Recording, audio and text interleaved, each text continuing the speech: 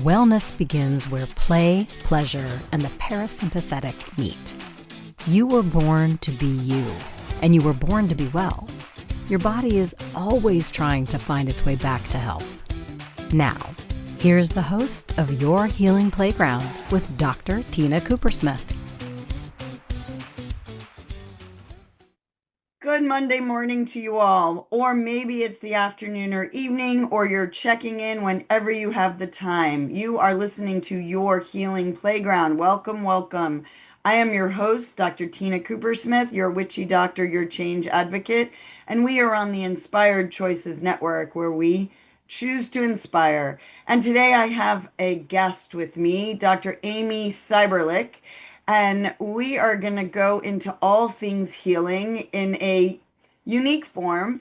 Amy, like myself, was a doctor, is a doctor. She's a naturopathic doctor, and she is also an erotic blueprint coach. And she coaches people back to wellness using so many tools. Naturopathic doctors use natural tools, and guess what? Sexuality is a natural tool. So what happens when a doctor of natural medicine explores the terrain of sexual energy as its own path to healing? Yes, my friends, that can truly be a path to deep, deep healing. So we're going to talk with Dr. Amy today because she guides clients back to wholeness using all of her tools, which include pleasure and embodiment and awareness of your body and eroticism, which is really love, right? We're going to explore how we cannot separate sexuality from health. It's a part of our health. It's essential to health. We're going to play a little bit with the fusion of masculine and feminine energy within all of us. And pleasure and the energy of pleasure are vital for creativity, vitality, and healing. And guess what? The whole sexuality world has been shamed and therefore suppressed, and that leads to trauma. And trauma can be a source of illness. It really can, my folks, my friends. So we are going to talk all things about all things. So welcome to my program, Dr. Amy Seiberlich. I am so excited to interview you, hear your story. You got such an interesting story. Thank you. My internet cut out a little bit. Let's see what happened. Problem with my Zoom. Oh, there you are. Just had a little pause. Yeah, a little pause in, you say Seiberlich and there's an internet problem with the word cyber, or maybe I say sex and the internet explodes, right? Who knows? I am posting from my work location, so hopefully this isn't a problem. Amy, tell us your story. Tell us your childhood. You were in the military, Oh, doctoring, yeah. eroticism. Like, how does it all connect? Well, there's so many entry points into the story, but I'm actually in Roswell, New Mexico. Why Roswell? My father, he passed a few weeks ago, and he's kind Sorry. of a thread here that I kind of wish wasn't, but he is. Like, my father, he brought me to Alaska when I was 6 months old, and so I spent most of the first 18 years of my life in Alaska. He's a military background. He was deeply traumatized in the military in early years of his life, and that impacted me in deep and profound ways. My dad was an alcoholic. He was emotionally unavailable or unpredictable, and later in life, he really I feel like his exploration of sexuality and kink was maybe one outlet that he had, but he didn't have a way to communicate that with consent and the things that I teach my clients now. So I always felt kind of icky about my own sexuality. And a lot of that had to do with the way that I guess my dad maybe was trying to, there's some bravado and like, I like what I like and I'm not going to be ashamed of that. But what came forth is I'm going to be loud because I am ashamed of that. Um, Mhm. And that just spilled over me. I didn't know how to communicate about what I liked, what I didn't like. All I knew was what it felt like to have my boundaries violated over and over and over again from Mm, people saying things that made me uncomfortable. And then I would be labeled a prude. Well, I'm not a mm, prude. I just wasn't comfortable having this conversation that I didn't consent to. Well, right. that kind of embodiment of sexuality that spills over everywhere. It spilled over into friendships, into sexual relationships. I had an early marriage, a sailor. I was in the Navy. Not ideal, right? But sex became a weapon. It became a tool. It became everything but pleasure, Mm, everything but pleasure, right? And then fast forward, and I come back from Afghanistan. I'm leaving a marriage that was abusive. I'm leaving a career field that was just sucking my soul. And I'm starting again, but I don't have the tools. I know what's wrong, but I don't actually know like how to, I know what I don't want, but I still don't mm. know what I do want. Oh, I And so totally relate. yeah, and making choices and commitments and entering relationships from this place of I don't know what I do want. I know what I don't want. Like what I think I want is safety. And Yeah. all the ways that I've tried to acquire safety have really just led to more unsafety. But Hmm. that's literally all I know. I'm like 30 at this point. I turned 30 the day I left Afghanistan. Oh, I had wow. my 30th birthday in I don't remember, Kyrgyzstan. I was like, oh my God, I get a do-over. I get to start over. I survived this. I left that marriage. I left that job. I Wow. left all this scariness of Mhm. Afghanistan, and I get a do-over. And what do? We do the same thing again when we don't have new tools and we don't have new understandings, right? Mhm. It's another version of the same thing. It was a Yeah. kinder version, it was a gentler version, but it ultimately led to now. In the last couple years, I was in a marriage that they say if you're not growing together, you're growing apart. Like you get two choices, growing together, growing apart. It was more growing apart than growing together. I found a few years ago, I was burning out of everything. I had a child during the pandemic. My daughter was born in 2020 in Alaska. I was very isolated. Being in that environment of growing up was not a good place for me. But we went back to try to help my dad out, and it was not a good place. It created more separation in my marriage and just I'll use this term a lot, but self-abandonment. I was doing what I thought I should do, doing what I thought other people wanted me to do, but I wasn't doing what I needed because I still wasn't really being honest about what I needed and what I wanted because that was I, too scary. I want to interject for Mhm. our listeners because I think that that theme of what do I want, what do I need, and who am I as a human on this planet, you know, I would say the majority of folks on this planet follow paths that are mapped out for them. We are not celebrated at birth. The celebration of individuality, that each of us are here differently for a certain unique path, is not discussed in school. And so the comparison game of like, and trying to figure out mom and dad, mom wants this, dad wants this, my siblings want this, my teachers want this. We lose ourselves. So many of us, right? And I remember there was one test in seven, like I was little and I said, I want to be an interior designer. And my family was like, you're way too smart to do that. Like, what did that mean? Right? They're really smart interior designers, right? So then I was like, okay, I'll be an architect because that's kind of the smart way to be an interior designer. And one test said, like, I got back, these are careers you can't do because I didn't understand the instructions. And like, one teacher, one test, and I was like, all right, I can't do that. I guess I have to do what my dad wants me to do. Boom, done. Career like locked in 7th grade. Yeah. So we Yeah. just don't hone in on who we are. We're not gifted. Go explore, go figure yourself out. So I don't mean to interrupt, but I want our friends No. to realize this is Amy's story, it's my story, and it's really possible that a piece of it is your story. Yeah. Something else that stands out from what you said is I think there's a pendulum. My parents did it this way, so I'm going to do it this way. I was hurt here, so now I'm going to show up like this. But all of this swinging, this isn't me. This isn't you. This is like reactionary. This is Yeah. like, that really didn't work, so I'm going to try this.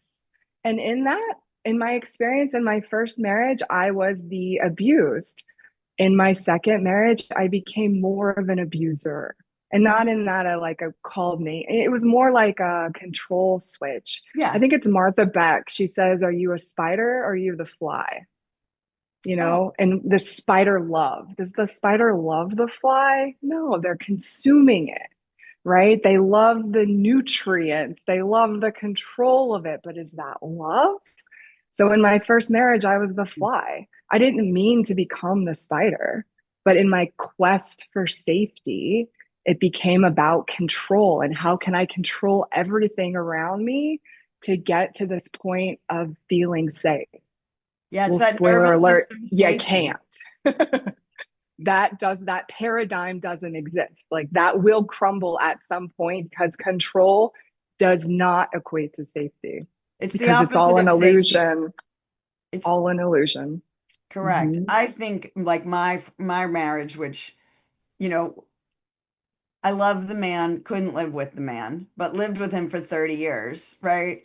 And his nervous system and my nervous, when I recognize as I've grown, right, the trauma bonding of not being good enough, finding each other, but I needed to control, he needed to control. We both controlled in different ways and we both gave in different ways. And neither of us felt safe because it was a trauma bond. Yeah. Well, I married my wife right after I got back from Afghanistan. We met in that time period. It was pretty accelerated though. I met her in 2013. I proposed in 2014. We got married in 2015. Mm-hmm. But I was looking for somebody, and this is subconscious. I've had 12 years to reflect on all this and process it. But I was looking for someone who could never hurt me the way I'd been hurt before. Mm-hmm. And so I chose somebody who showed up in kindness and generosity. And, they're physically smaller than me and they're still like tough, to protect me, but they would never hurt me. And so I chose all this unconsciously, subconsciously. And I deeply love this human. I do now. I did then in the best way that I knew how. Right. Love was not modeled to me as more than transactional. It's how we give and exchange safety is through this like vessel of love. And I've come to realize that that's all crap. Like I am an unlimited channel of love, right? It doesn't matter what's going on over there. I can always show up in abundant love, right? But I didn't get that back then. I was trying to keep myself safe. She was trying to keep herself safe. And what I've learned in the last few years is like that illusion of safety is a wet blanket for eroticism, for pleasure. Mm-hmm. Esther Perel talks about this extensively, but it's that uncertainty and that space between where eroticism is really a light.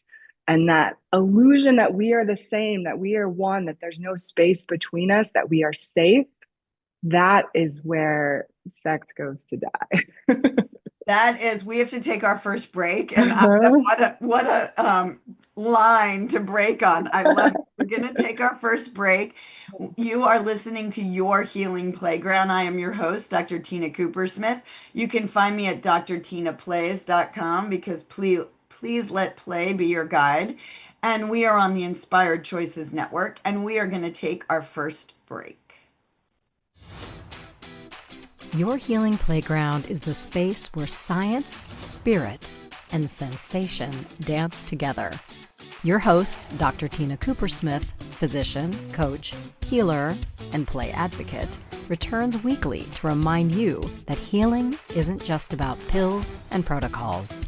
Western medicine is just one of many healing modalities. True wellness is about energy, emotion, pleasure, and play. On this show, Dr. Tina explores the playground of your body, mind, heart, and soul. From neuroscience to sensuality, from root chakra to real talk. She'll share tools, stories, and soulful strategies to shift you out of fear and back into joy. Because if you're alive and breathing, your story is still unwritten, and you deserve to write it with love. Together, you'll learn to breathe, feel, and play your way back to wellness, because you are your best healer.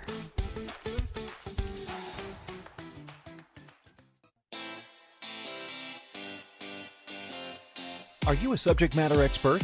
Are you here to share your expertise with an audience waiting to hear from you in only the way you can deliver?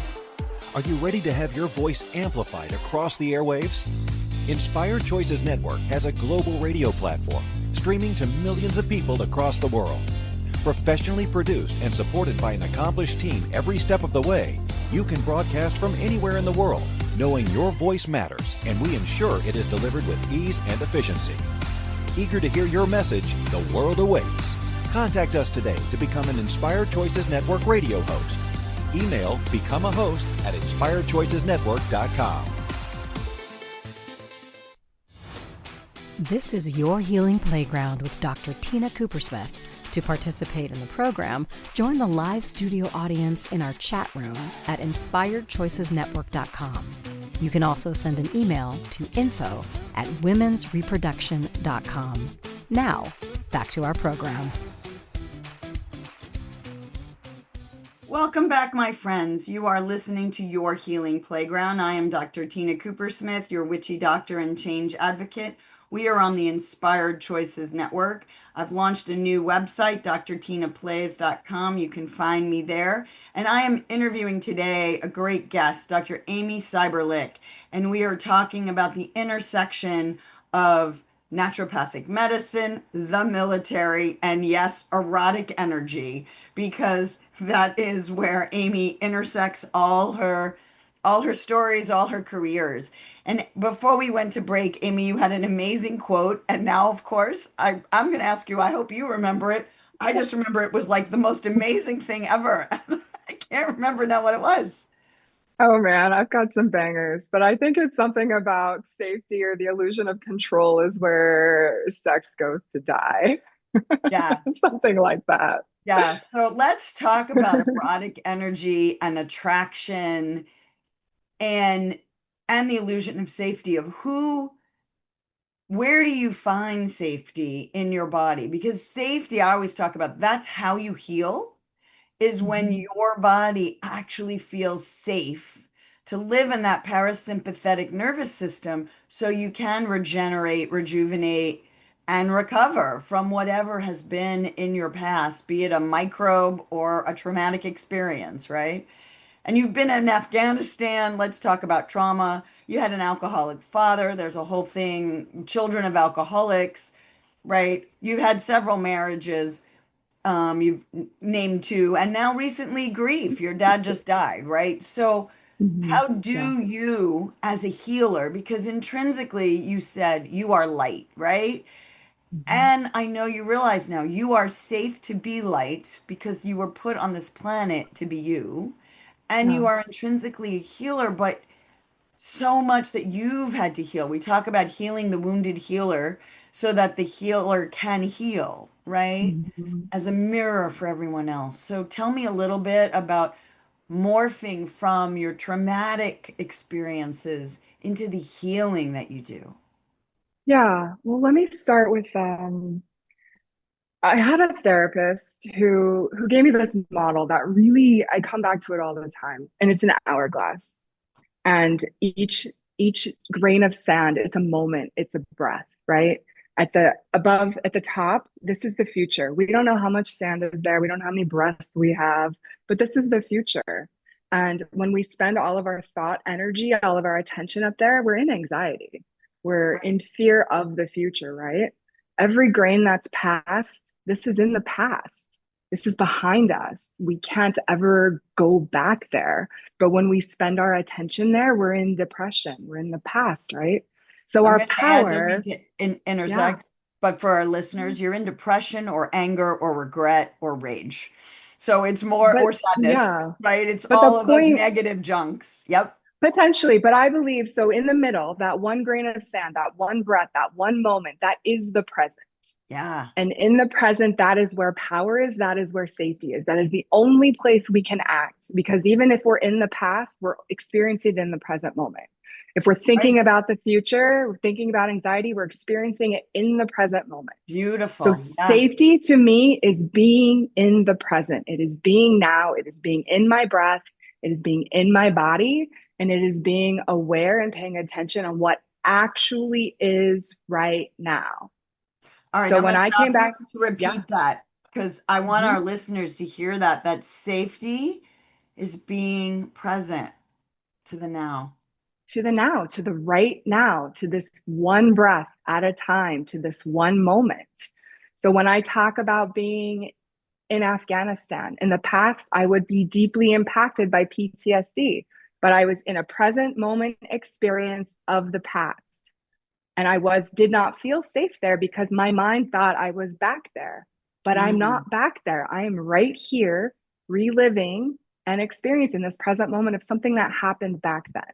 And I've right. been able to integrate that and bring it into present. And so my body knows that even if I'm thinking about then, I'm actually now. And now in this moment, I am safe. And it's only from here, from this moment of safety, that I'm able to break those patterns Mm-hmm. of, thinking control will give me safety, thinking that this or that or this person or buying this thing or eating this thing or drinking this thing will give me safety. That is not a present moment experience of my life. That is me trying to do something in these areas that I cannot operate in the past or the future. And that keeps giving me more of that crap that I don't want in my past or my future. Right. Right. So that's the entry point here, is that that's safety to me, is being in this present moment with this breath, in this body, in this awareness. Oh And my from God. that place, what do I desire now? We have been punished for wanting things, for changing our mind, for receiving things. Someone's going to take it away or be envious, or like there's so much unsafety around desire for so many people. And I don't just mean sexual desire, I mean desire globally. I Well, we want have this money, I want view of relationships. that there's limited everything, Mm-hmm. right? So the poor and the wealthy both have a belief that there's limited money, right? Mm-hmm. Or there's limited sex, or there's limited love. And that's Yeah. And that's not a present moment experience. That's right, fear mongering. That's being in a scarcity mindset from things that right. happened in the past. But from this place of safety, from this place of presence, what may I desire? How permissive is that? What may I desire? How I may beautiful. desire this. I may change my mind and desire that. But from this place of safety, I am finally able to lean into pleasure. And pleasure is a compass. Right. Pleasure is a compass to love and joy. And so in the last couple of years, I was like, you know what? I think my compass is broken because I can't find joy. I've got a beautiful child. I've got a loving partner. I've got a looks good on paper job. I live in a nice house in a safe community. Why am I so unhappy? Yep. Like my ticker was broken and I wasn't in the present and I wasn't in safety and I wasn't allowing myself to consider what may I desire. It all felt like, ooh, don't think that. That will get us in trouble and that will rock this boat that of safety that I've created for myself that ultimately is not safety because it was not what I desired. It's what I thought I should have, what I thought I would keep me safe, what I thought would give me pleasure. Yeah, that's beautiful. There's a book by Mo Gaudelet, and he said by 28, he really did help invent AI. He's an Egyptian man that worked for Google, and he, had the dream because he moved to America and he had his beautiful wife and two kids and all the cars and all the money, and he was miserable. And he's like, "What is wrong with me that I'm miserable?" And it was his 8-year-old son, he said, that brought him back to life from depression of, wait a minute, life is lived right now in connection with myself, with my family. The things aren't what make me happy. I get to choose happiness. And Yeah. that he called his son like a monk in an 8-year-old. He's like, he just Yeah, got it, right? And children get the joy of the present they moment. do. Yeah, for me, that was a big changing point because right around age 40, I have a 2-year-old and I'm burning out. I'm like dreading the couple hours between the end of work and picking her up from daycare and putting her to bed. I'm like, how am I going to get through these 2 hours? And I don't want to live my life like that. And I can look at her and I can't lie to her. I've been lying to myself for years, but I can't look into those beautiful blue eyes, that pure, loving soul, and lie to her. And I am her. So how can I lie to myself that this Oh, is good, beautiful. that this is okay? Like she was that window for me because I mean, we're all these little children inside, right? And I Hmm. was like her, I am her. She is me, right? I was that Right. little girl, but she grew up in an alcoholic household with a very traumatized father, and my mom has her own bag of goodies she offered to the world. But, I was this little girl at 2 years old, and that was what was created. Did I want to create that same cycle, this generational pattern that's been going on for, many, many cycles before me? Ugh, no, I know. And so, I mean, I knew I had to change that, but it took me a couple years. Like, I didn't know how. I kept externalizing. Who's the teacher? Where do I have to go? What do I need out there Right. that's gonna, change things in here? And I really went on I did silent meditation, I did some psychedelics, I went to a tantra retreat, all kinds of stuff. And really what I was trying to do was find joy. I was trying to find a spark of aliveness in myself that I could share with my wife and daughter. Like that was the mission for me. Hmm. And what I found kind of blew everything open for me and my life. And, like what I say, it sounds kind of crude, but, what I ultimately found was myself. I found me. I found my joy, my pleasure, my turn on. I found myself. And it did cost me my marriage because what I found, and it just wasn't, I was not the person that I was. I mean, we're always pieces of that, but the person that showed up at age 30, fresh out of the war zone, like with 10 years of experience, and it's like that. So that self-abandoning, it's that reclamation. Over that 10 years, I was reclaiming bits and pieces of myself, and what the person who's in front of you now loves the hell out of that 30-year-old, but like if you'd married that 30-year-old and you met me, you'd be like, oh, this is not the person that I signed up to be, to do life with, And the Thank you. thing, yeah. We're going to take our next break. It's a good timing. So you are listening, my friends, to Your Healing Playground. I am Dr. Tina Cooper-Smith, your host, your witchy doctor, your play advocate, your change advocate. And we are on the Inspired Choices Network. We are interviewing Dr. Amy Seiberlich. So please come back and learn more about healing yourself to wholeness, really healing the whole self. So we're going to take our break. Your Healing Playground is the space where science, spirit, and sensation dance together. Your host, Dr. Tina Cooper-Smith, physician, coach, healer, and play advocate, returns weekly to remind you that healing isn't just about pills and protocols. Western medicine is just one of many healing modalities. True wellness is about energy, emotion, pleasure, and play. On this show, Dr. Tina explores the playground of your body, mind, heart, and soul. From neuroscience to sensuality, from root chakra to real talk.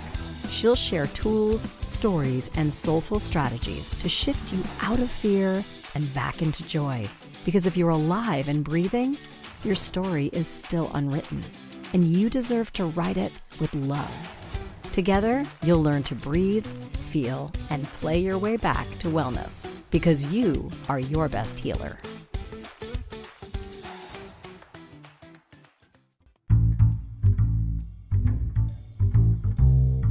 How wonderful would it be to carry your favorite Inspired Choices Network host with you throughout your day?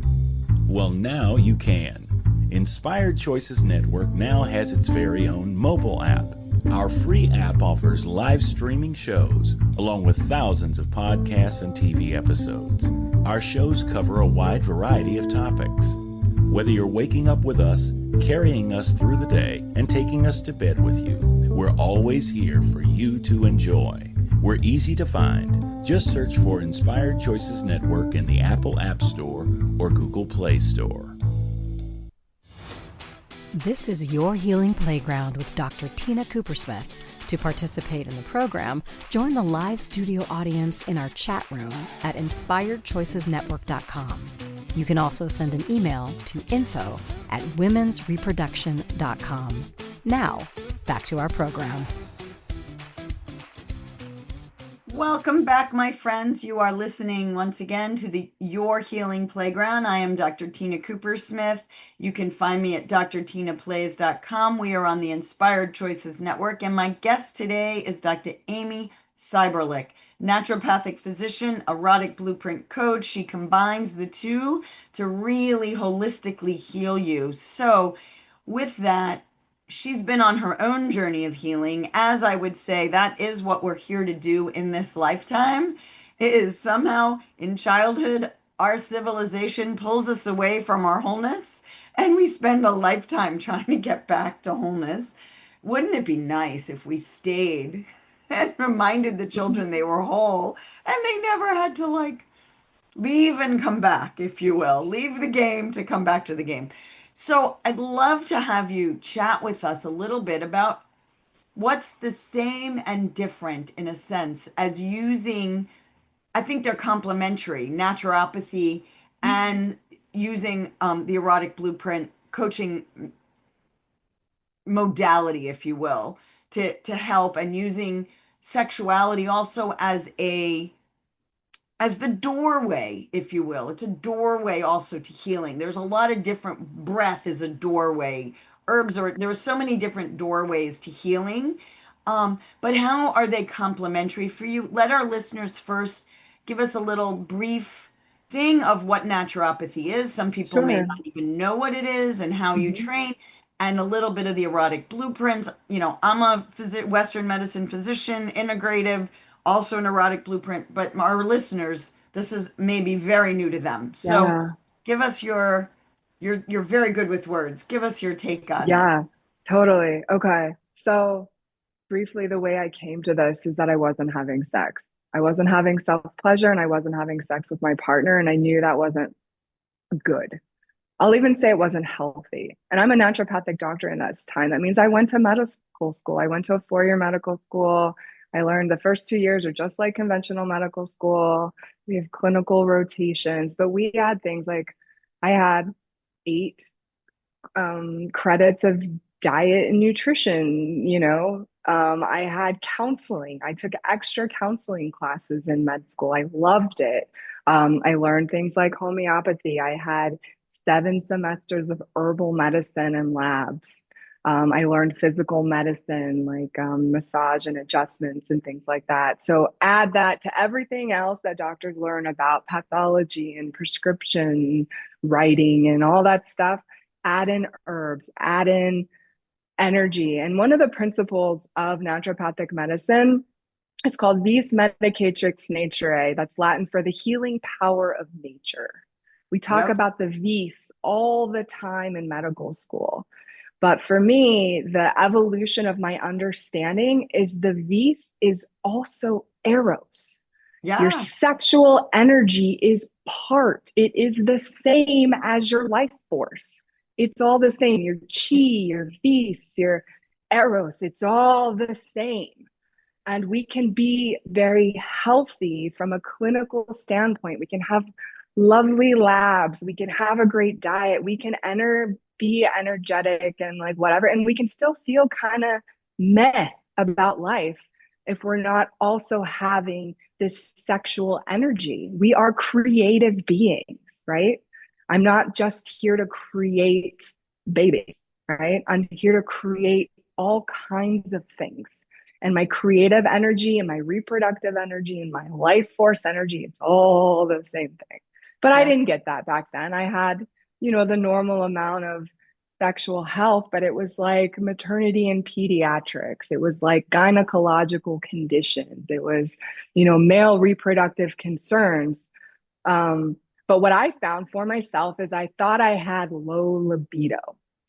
And so I did all the things that a woman of my age, I was, 39, 40, just had a baby, 41. I'm doing the things. Am I premenopausal? Like, is this an estrogen problem? I did all that stuff and I just didn't get anywhere until I really started going into the realms of sexual energy and the erotic blueprints. That was huge for me.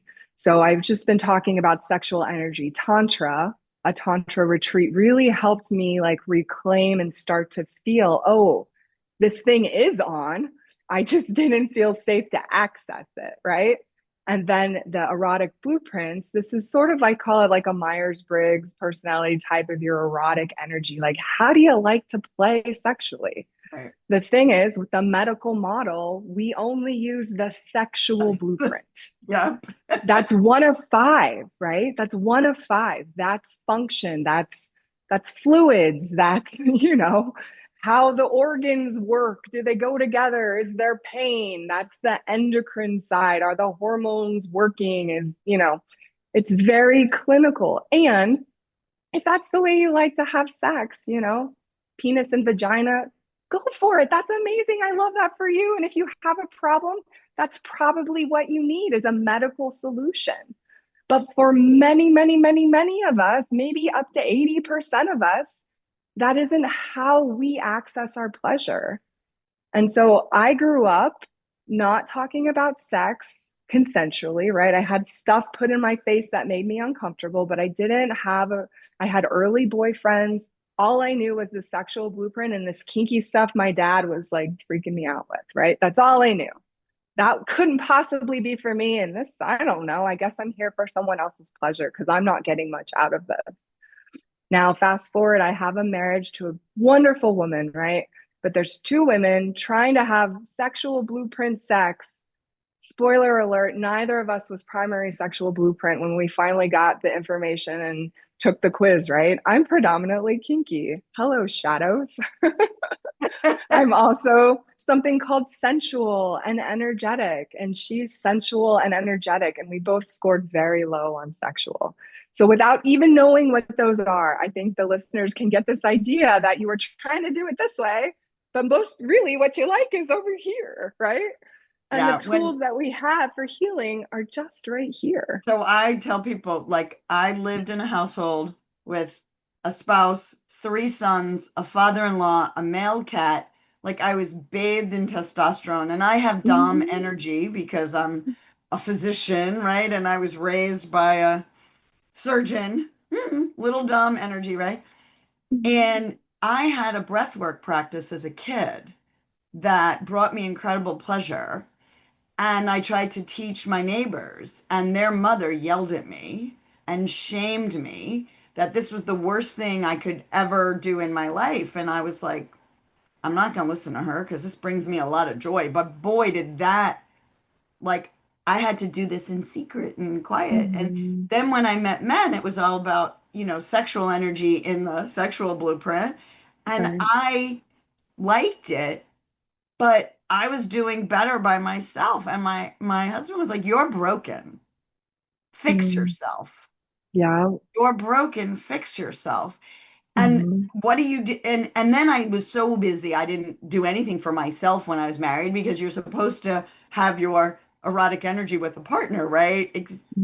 You're not supposed to make space for yourself, which is wrong. You always need to make space for yourself, right? So I laugh that our I lived in the sexual blueprint. My work was sexual, my home Mm-hmm. was sexual, Yeah. our sexual relationship was sexual, and I'm a shapeshifter.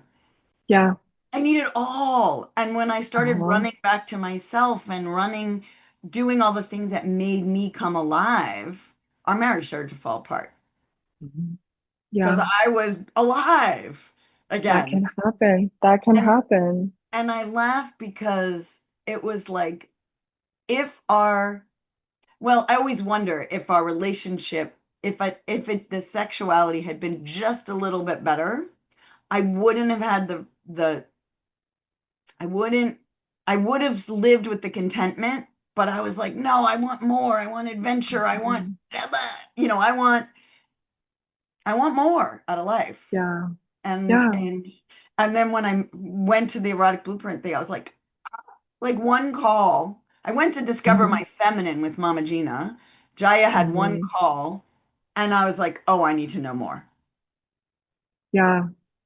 Yeah. I could have said the same quote. That was my experience too. That, but for a while, the shame of wanting more, of wanting anything, Oh, absolutely. I couldn't say it to myself, let alone say it to my partner, right? We didn't have a foundation. I didn't have a foundation of my own safety at that time. And then once I did, it became really clear that safety between us was more of an illusion than I ever realized, Oh, because their nervous system could not handle what what I wanted to even just talk about, let alone do. Like I yeah, didn't even we just couldn't even say like I want you to tie me up.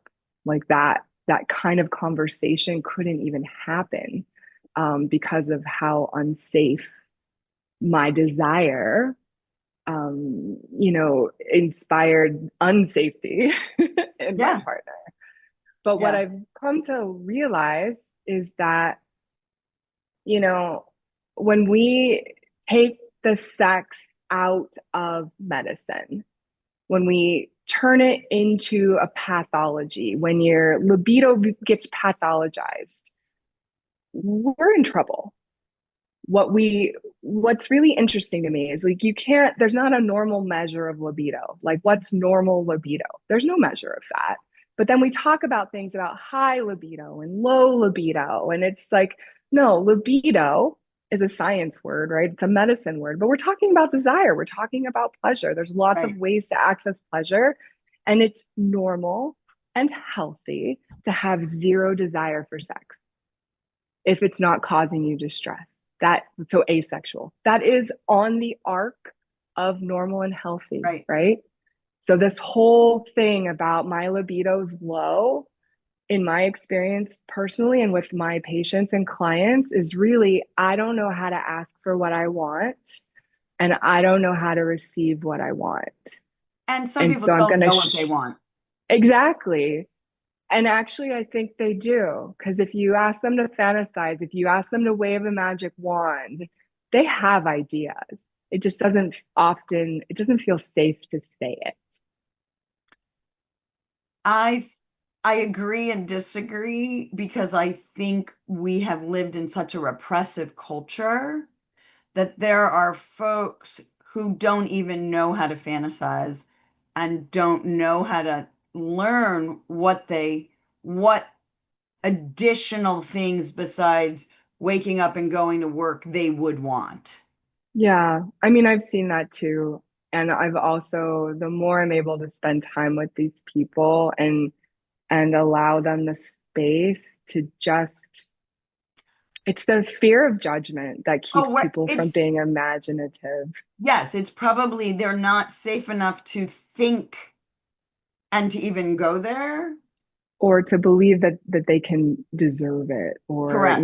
that might be good for them. I saw this movie that was really hot, but there's no way I could do that. Yeah, right.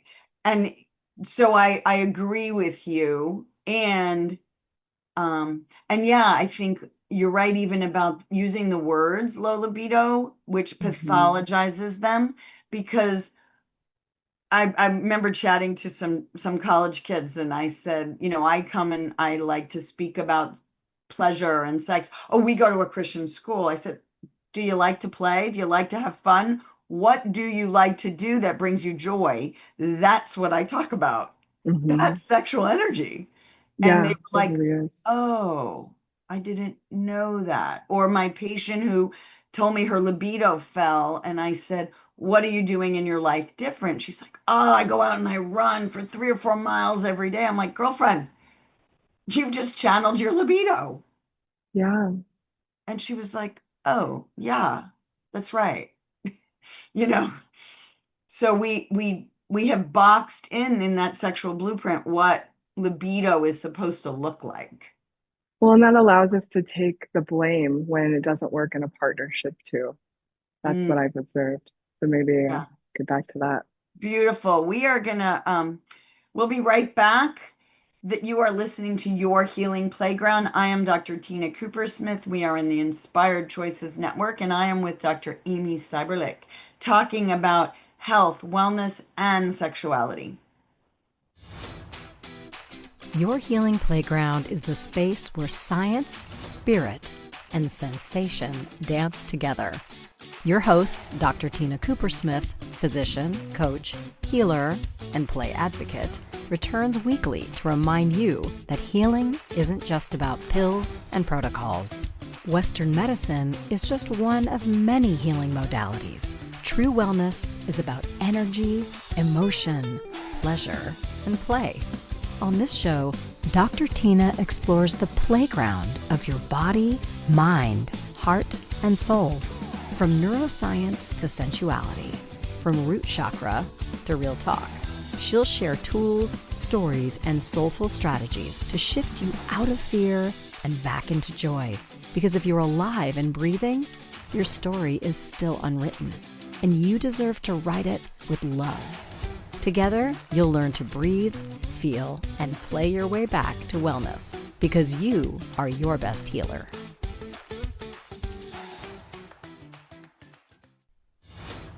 This is Your Healing Playground with Dr. Tina Cooper Smith.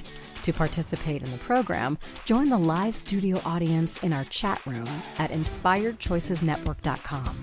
You can also send an email to info@womensreproduction.com. Now, back to our program. Welcome back, my friends. You are listening to Your Healing Playground. I am your host, Dr. Tina Cooper Smith. We are on the Inspired Choices Network. You can find me at drtinaplays.com. You can find my guest for today, Dr. Amy Seiberlich, at dramyseiberlich.com. And I'm going to have you look in the show notes for how to spell it correctly, because it's a long one, but Dr. Seiberlich, it does start with an S.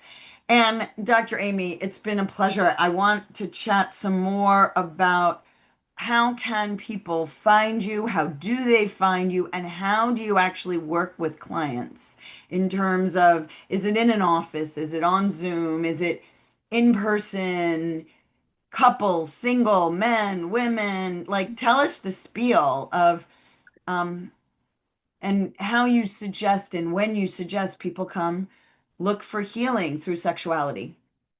Thank you. Yeah. So I'm a naturopathic doctor in the state of Washington. So I do see patients virtually in Washington. But really where my magic lies is in the coaching. Because with everything that I've learned through my journey through medical school and naturopathic medicine and everything, I really feel that even when we've got like a libido problem, when we've got an erectile dysfunction problem, like there's some medical stuff that needs to be done sometimes. And there's a lot of great places all over the country, people who can do that part. But what they can't do, what they don't do, what they don't have access to like I do, is creating that space with individuals, with couples to create that safety we were talking about, to be in the present, to really work through any shame or resistance, to getting in touch with where the pleasure is. And so that's why I love coaching. That's why I became a coach and created a worldwide virtual practice so that people can sit in safety and really ask that question, what do I desire? What might I desire? How do I get it? How do I change my mind? How do I communicate it? So I love working with men, women, queer folk. I love working with couples. I'm really, I find a lot right now. I've been working with a lot of men reach out to me because they don't have safe places to talk about this. They don't have the resources they would want. They go to their urologist and they get a pill, right? But they don't get to talk about what they need to be able to show up in the fullness of their selves. And often I work a lot with sexless marriage. And so there can be a lot of shame, blame here. And, after years of not connecting sexually, it can be really difficult for people to find their way back. But it's also the most beautiful journey to be on with a couple, with an individual, to do that work, to find themselves and to learn, like, when I show up in my fullest, I can be there with someone else. I can hold their energy. I can have these conversations, and we can access pleasure together in a way that we never could when I'm not showing up in the fullness of me. So I don't know if I answered I all your love that. I want to questions. repeat that for people to really let it land of Hmm. showing up in the fullness of you. Because Hmm. we were put on this planet for some reason. We don't know the reasons, right? But you're here to be you. I looked at the zebras when I was in Africa a few weeks ago, right? And I was like, oh my God, if zebras were human, there would be so many plastic surgeons. I want those stripes, not those stripes, right? We're always trying to change who we are rather than celebrating all of us. And we are and should be safe to literally be and show the world who we are and get to touch and know who we are. And I don't mean touch physically, although that's part of it, but emotionally, mentally, physically, Hmm. who are you meant to be? What lights you up? Hmm. And you should Yeah. be able, ideally, to call in a partner that can hear you, and they don't have to agree with you. But they have No. to see you and hear you and accept you in your glory and your light, right?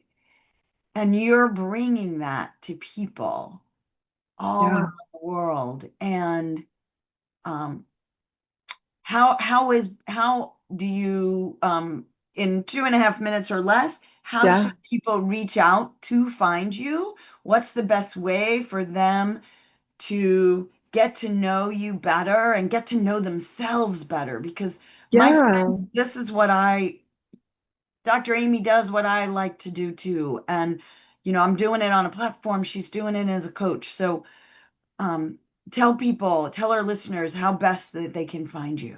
Yeah, well, if you go on my website, dramyseiberlich.com, you can schedule a free call. Like, I'm not trying to sell anybody anything. You can spend an hour with me. We will talk about what's going on for you. What are your challenges? What are your goals? I can help you articulate that. And if working with me would be in the best interest for both of us, or if there's other tools that might serve you best, like, that is a way that I support people. You can follow me on social media. I'm on all the platforms, dramy.eros, Eros. I'm on Facebook, I'm on TikTok, I'm on Instagram. I'm not Excellent. prolific, but I do what I can. The You do best way to great find me what is you on my do. website. You do it, and you do it with class and brilliance and love. And so, I my do. All friends, the love. yes, reach out, heal, heal, heal through love, through touch, through your body, because you were gifted this life. You were gifted that little spot in the, I'm going to steal that from the therapist that you stole it from. Between the past and the future, you were gifted this moment in time right now, my friends. Make the most of your life. Love yourself, love your life, and live today in the moment. I am Dr. Tina Cooper Smith. You are on your healing playground on the Inspired Choices Network. Go out and be fully you for the world to see and celebrate you in your fullness, in your light, male, female, transgender, All humans, all animals are born. If you felt something move today, a molecule, a mindset, or your mood, that's healing. Your body listens to your stories, your thoughts, your breath. So speak to yourself with kindness, play with curiosity, and let your nervous system know it's safe to rest. Dr. Tina returns Monday at 11 a.m. Eastern, 10 Central, 9 Mountain, 8 Pacific on InspiredChoicesNetwork.com. Remember, pleasure is a practice and play is your medicine.